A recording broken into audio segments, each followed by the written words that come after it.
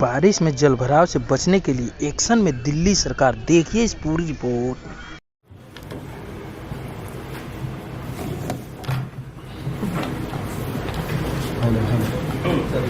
Start करें।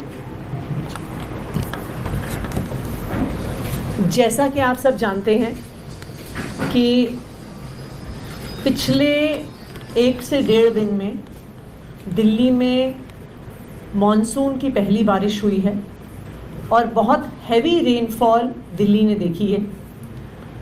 IMD का data ये बता रहा है, जो दिल्ली की आईएमडी की सफदरजंग की ऑब्जर्वेटरी है, उसने आज सुबह जो डेटा रिलीज़ किया सुबह 8:30 बजे, उसके मुताबिक 24 घंटे में वहाँ पर 228 मिलीमीटर बारिश रिकॉर्ड हुई है।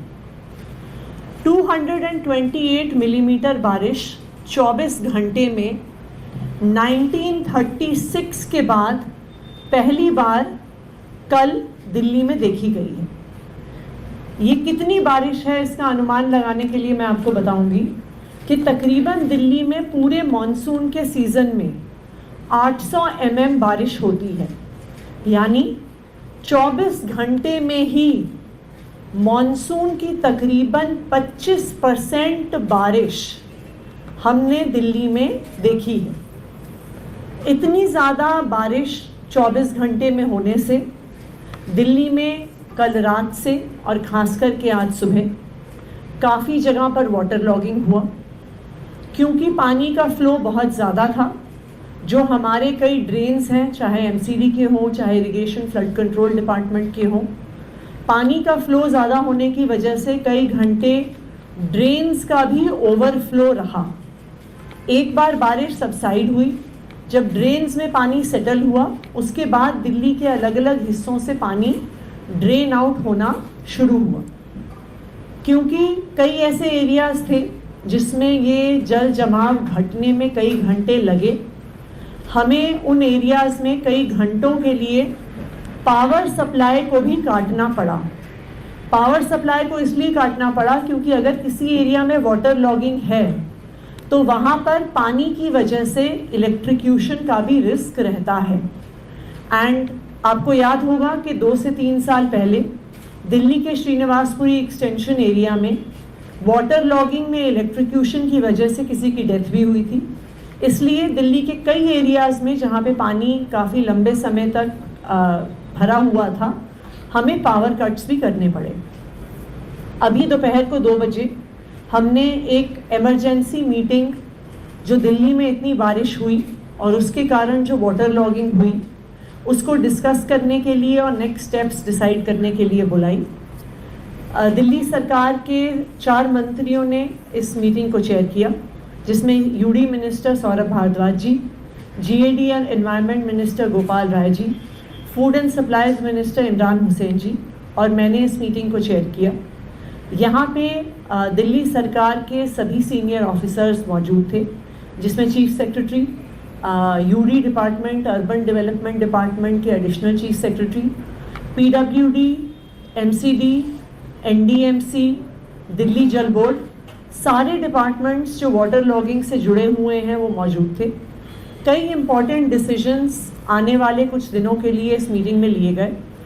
मेरी क्योंकि अभी तबीयत पूरी ठीक नहीं है, मैं सौरभ जी से रिक्वेस्ट करूंगी कि डिटेल में मीटिंग में क्या क्या डिसीजंस हुए, उन डिसीजंस के बारे में आपको ब्रीफ करेंगे। ये जो 4 मिनिस्टर्स की चेयर में मीटिंग हुई, इसके अंदर कुछ डिसीजंस लिए गए हैं। एक तो 24/7 24 घंटे चलने वाला एक कंट्रोल रूम सेटअप किया जा रहा है पीडब्ल्यूडी के हेडक्वार्टर्स के अंदर, जिसके अंदर 24 घंटे सीनियर ऑफिसर्स की ड्यूटी रहेगी। 8-8 घंटे की शिफ्ट में 3 ऑफिसर्स की ड्यूटी रहेगी, ताकि 24 आवर्स सिचुएशन की मॉनिटरिंग की जाए। जो बड़े विभाग हैं जिनका पानी से संबंध है, PWD, MCD, irrigation flood control, इन तीनों डिपार्टमेंट के रिप्रेजेंटेटिव्स भी इस फ्लड कंट्रोल माफ़ कीजिएगा इस वाटर लॉगिंग कंट्रोल रूम के अंदर मौजूद रहेंगे, ताकि अपने अपने डिपार्टमेंट से कोऑर्डिनेट कर सकें। 10 बजे तक वे सभी अपने पंप्स जो अलग अलग लोकेशंस पे लगाए गए हैं उनको आइडेंटिफाई कर लें, उनको इंस्पेक्ट कर लें कि उसके अंदर कोई ख़राबी तो नहीं है, और अगर ख़राबी है, डेफिशिएंसी है, तो उसको दुरुस्त कर लें और उसकी रिपोर्ट जो है रात 10 बजे तक भेज दें। मोबाइल पंप्स बहुत सारे एरियाज़ के अंदर एमसीडी और पीडब्ल्यूडी द्वारा लगाए गए थे। जितनी बारिश की आशंका थी उससे ज़्यादा बारिश आई। क्या वो मोबाइल पंप्स समय रहते चले तो क्या उनकी कैपेसिटी जितनी बारिश हुई उसके लिए पर्याप्त थी? इसको भी एक बार रिव्यू करने के लिए दोनों डिपार्टमेंट्स को कहा गया है। दोनों तो नहीं, इसके अलावा भी 2 छोटी छोटी म्यूनिसिपैलिटी और भी हैं, एनडीएमसी भी है, कैंटोनमेंट बोर्ड भी है। मेजर डिपार्टमेंट्स जो हैं वो है पीडब्ल्यूडी और एमसीडी, इनको कहा गया है। सभी डिपार्टमेंट्स को कहा गया है कि वो अपनी एक क्विक रिस्पांस टीम बनवा लें, ताकि अगर किसी एरिया के अंदर वाटर लॉगिंग की शिकायत हो तो वो क्यूआरटी टीम मौके पे जाके अगर किसी खास वजह से पानी रुक रहा है तो उसको कर ले। कई बार देखा जाता है छोटे छोटे इश्यूज़ की वजह से पानी भर जाता है। मुझे याद है एक बार डॉन बॉस्को स्कूल के सामने बहुत पानी भरा हुआ था। ड्रेन की हमने डिसिल्टिंग कुछ दिनों पहले ही कराई थी, तो हम भी सोच रहे थे कैसे हो गया कि भाई ड्रेन की डिसिल्टिंग कराने के बावजूद जो है वाटर लॉगिंग हो गई, गाड़ियाँ तक नहीं निकल पा रही थी, इतना पानी जमा हो गया। तो पता चला वहाँ पे कोई ठेले वाला सब्जी का ठेला लगाता है, बारिश के चक्कर में आंधी से उसकी टोकरी उड़ के आ गई और बेलमाउथ जो है, मेन बेलमाउथ जिससे वो पानी की निकासी है, वहाँ पे वो टोकरी फंस गई। अब क्योंकि टोकरी फंस गई तो छोटे मोटे पत्ते वत्ते जो है वो उस टोकरी के अंदर जमा होके वो बिल्कुल उसको वाटर टाइट कर देते हैं, और उसकी वजह से तो इस तरीके की अगर कोई रिस्पांस टीम होगी तो तुरंत उस मौके पे जाके वो देख सकते हैं कि अगर किसी इस तरीके के इंटरवेंशन से पानी निकल सकता है तो उसको करने के लिए सभी डिपार्टमेंट्स क्यूआरटी टीम बना रहे हैं, क्विक रिस्पांस टीम बना रहे हैं। ट्रैफिक पुलिस को कहा गया है और हमने एरिया रिप्रेजेंटेटिव्स, एमएलएज, काउंसलर्स को कहा है कि वे अपने अपने तरफ से लिस्ट दे दें कि उनके इलाकों में कौन कौन से वल्नरेबल एरियाज़ हैं जहाँ पे वाटर लॉगिंग देखी गई, और चीफ सेक्रेटरी को कहा गया है कि वो उन सब एरियाज़ जहाँ जहाँ की भी लिस्ट आती है उसको सभी डिपार्टमेंट्स के साथ बैठ के एक बार रिव्यू कर लें, अगर किसी चीज़ की ज़रूरत है तो उसकी डायरेक्शंस दे दें। इसके अलावा बहुत सारे एरियाज़ हैं जहाँ पे वाटर लॉगिंग की शिकायत इसलिए है क्योंकि इंटर डिपार्टमेंट इशूज़ हैं, 2-3 डिपार्टमेंट्स के इंटरकनेक्टेड मामले हैं। इरिगेशन फ्लड है कहीं पे एमसीडी और पीडब्ल्यूडी है, कहीं पे डीडीए और पीडब्ल्यूडी है। तो उस सब तरीके के पॉइंट्स की भी लिस्ट आइडेंटिफाई करने के लिए कहा गया है, लिस्ट को बनाने के लिए कहा गया है, और कहा गया है कि इसको कांस्टेंट मॉनिटरिंग की जाएगी, एक्टिवली इसको मॉनिटर किया जाएगा कि ऐसी कोई दिक्कत ना हो। दिल्ली जल बोर्ड की भी कई जगह ये शिकायत है कि जनरली एरियाज़ के अंदर स्ट्रॉन्ग वाटर ड्रेन्स ना होती हैं, और स्ट्रॉन्ग वाटर ड्रेन्स नहीं होने के कारण पानी अपना रास्ता सीवर से ही बनाता है। जो सीवर लाइन होती है वहीं से सारा का सारा पानी की निकासी जो है होती है, ये एक सच है। और ये पॉश इलाकों में भी है, ऐसा नहीं है कि ये सिर्फ अनऑथराइज्ड एरियाज़ के अंदर है। बड़े बड़े पॉश इलाकों में भी ड्रेन्स जो हैं अलग अलग कारणों से ढकी जा चुकी हैं, यूज़ में नहीं है, और पानी की निकासी सीवर लाइन से होती है। तो सीवर लाइन चोक होने का खतरा भी इस वक्त बना रहता है, क्योंकि सारी एरिया की मिट्टी और सिल्ट जो है वो जाके सीवर में जमा होती है।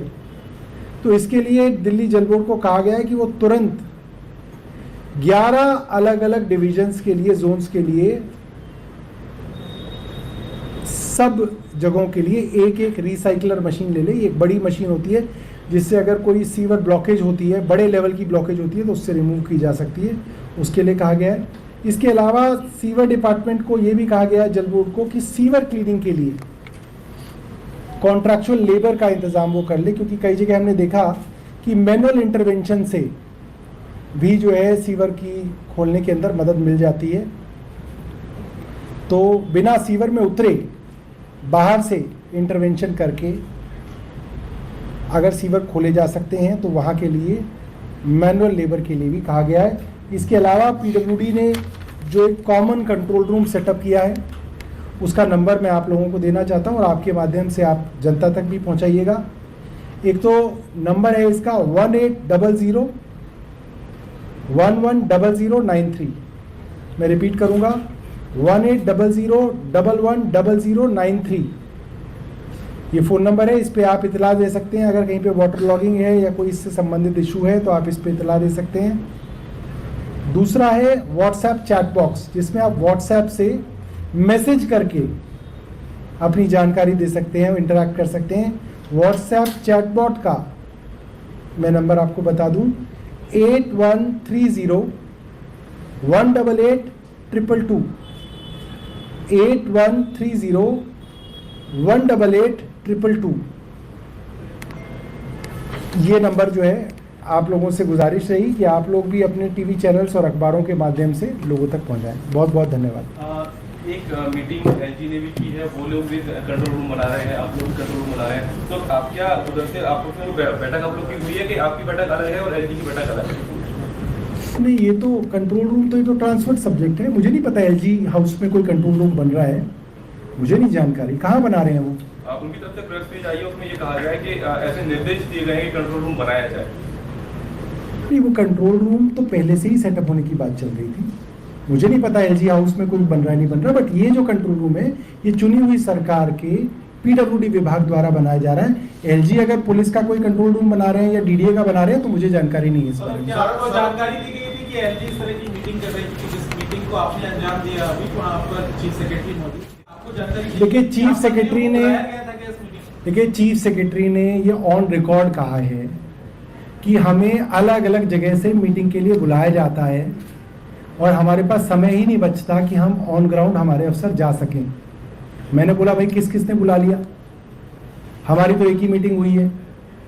तो पता चला कि सुबह एलजी साहब ने बुलाया है, कल होम मिनिस्ट्री ने बुलाया है, और वो बोले इसके बाद भी कई लोगों ने उनको बुला रखा है। तो मैंने उनको भी कहा और आतिशी जी को कहा कि आप अलग अलग जो लोग बुला रहे हैं इन लोगों को, उनको एक चिट्ठी लिख के कहें कि भाई आप लोगों को बार बार मीटिंग में बुलाने की वजह से इनको ग्राउंड पे जाने का टाइम ही नहीं मिल रहा। खुद चीफ सेक्रेटरी ये बात कह रहे हैं। तो मैं एलजी साहब से भी निवेदन करूंगा और होम मिनिस्ट्री से भी निवेदन करूंगा कि इन लोगों को ग्राउंड पे जाने का समय चाहिए। खुद मुख्य सचिव ने हमारी मीटिंग में कहा तो कृपया इनको ग्राउंड पे जाने का समय दे दें। मीटिंग में बुलाया गया था आपको? कौन सी मीटिंग? आप लोगों को बुलाया गया था? हमें कोई जानकारी नहीं है कि एलजी साहब ने किस चीज की मीटिंग की। सौरभ, एक सवाल है, आपने अभी बोला कि इंटर डिपार्टमेंट्स की इश्यूज हैं। बाराकुला नाला ओवरफ्लो करने की वजह से साउथ दिल्ली और नई दिल्ली में सबसे ज़्यादा पानी भरा है, जो सूचना हमें मिल रही है। क्या वहाँ पे एमसीडी और फ्लड इरिगेशन डिपार्टमेंट कोई इशू था जिसकी वजह से वो नाला साफ नहीं हो पाया है? अभी वो नाला की जिम्मेदारी किसके पास हो? क्या? देखिए, पूरी दिल्ली में सबसे ज़्यादा बारिश, अगर आप IMD के भी वो डेटा देखिए तो सबसे ज़्यादा बारिश साउथ दिल्ली में हुई है। एंड ना सिर्फ बाराकुला ओवरफ्लो हुआ है, अगर आप देखिए तो साउथ दिल्ली की बहुत सारी कॉलोनीज़ में आज सुबह बहुत समय तक जल भराव था, क्योंकि सबसे ज़्यादा बरसात साउथ दिल्ली में हुई है। क्योंकि साउथ दिल्ली में पानी बहुत ज़्यादा था, इसलिए बाराकुला में सबसे ज़्यादा फ्लो होकर पानी गया है और बाराकुला की एक वॉल उसकी वजह से ब्रीच हो गई। तो अभी वहाँ पे MCD, INFC, वहाँ पर हमने बाकी सारे डिपार्टमेंट्स जो भी सहयोग कर सकते हैं सबको लगाया हुआ है। इस समय कोई वन डिपार्टमेंट वर्सेस दूसरी डिपार्टमेंट, MCD वर्सेस दिल्ली सरकार वर्सेस MCD और NDMC नहीं है। जहाँ जहाँ पर भी कोई भी डिपार्टमेंट सहयोग कर सकता है वो अपने रिसोर्सेज भी लगा रहा है, अपनी मैन पावर भी लगा रहा है। बाराकुला को जहाँ पे उसकी दीवार ब्रीच हुई है वहाँ पर अभी बंडिंग का काम चल रहा है और हमें उम्मीद है कि एक बार बंडिंग पूरी हो जाती है उसके बाद जो अभी ओवरफ्लो हो रहा है बाराकुला से वो बंद हो जाएगा। लेकिन ना सिर्फ बाराकुला, क्योंकि 24 घंटे में आपकी 20-30% पूरी मानसून की बारिश हो गई। ना सिर्फ बाराकुला, बहुत सारी ड्रेन्स आज सुबह ओवरफ्लो कर रही थी। जो ड्रेन सेंट्रल दिल्ली से ITO से WHO से लेके यमुना में पानी लेके जाती हैं 12 और 12A, ये भी कई घंटों तक ओवरफ्लो कर रही थी क्योंकि पानी का बहाव इतना ज़्यादा था। ये रीज़न था कि ITO से और इवन मिंटो ब्रिज से पानी क्लियर होने में समय लगा, क्योंकि जब यहाँ से पानी पंप आउट भी किया जाता है वो ड्रेन्स में नहीं जाता है, और अगर ड्रेन्स ओवरफ्लो कर रही हैं तो फिर वो पानी ड्रेन आउट करके नहीं निकलता। जब बरसात बंद हुई और जब ड्रेन्स का पानी सेटल हुआ, उसके बाद दिल्ली में जो अलग अलग जगह पानी का लेवल था वो कम हुआ, क्योंकि बारामुल्ला की वॉल ब्रीच हो गई, वाटर की क्वांटिटी इतनी ज़्यादा थी उस समय, इसलिए साउथ दिल्ली के उसके आसपास के कई एरियाज़ में, मथुरा रोड में, जंगपुरा ए में, सनलाइट कॉलोनी में, वहाँ पर समस्या ज़्यादा समय रही है। लेकिन वहाँ पर भी काफ़ी संख्या में टेम्पररी मोटर्स वगैरह को लगाया गया है अलग अलग कॉलोनीज से पानी को ड्रेन आउट करने।